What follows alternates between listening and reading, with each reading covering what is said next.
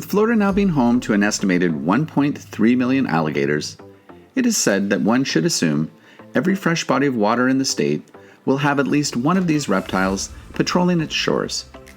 With that in mind, naturally, the Villages, with its approximately 450 bodies of water, offers the perfect location for these prehistoric creatures.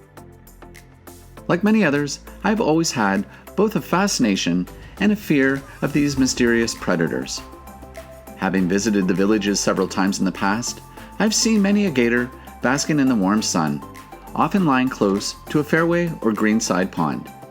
However, maintaining a safe distance never provided an opportunity to get any quality, close-up footage.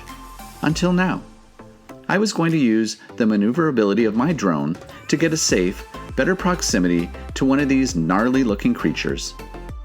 For 10 days, I scoured every water's edge I passed, hoping for the opportunity to put the drone into action.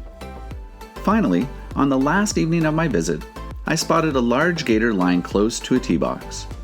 I rushed back to get my drone, but sadly, in the 10 minutes it took to return, the gator was gone. In a last-ditch attempt to locate the elusive gator, I took my drone high up above the pond, and much to my delight, I found it. Barely visible, with its body submerged, and only its head poking out above the waterline. I brought the drone down in elevation and flipped on my 4x zoom. The gator noticed the sound of the drone and began swimming in its direction. As I navigated closer to the gator, I thought I was keeping a safe distance, both in elevation and proximity to its mouth.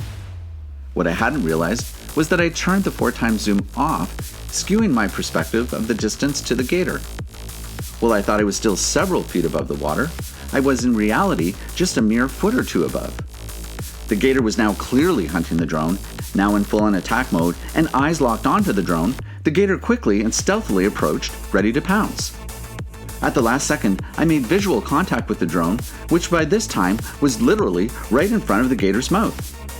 In a last-ditch effort to save the drone, I punched the drone forward, only a split second before the gator launched its body from the water, cavernous mouth wide open.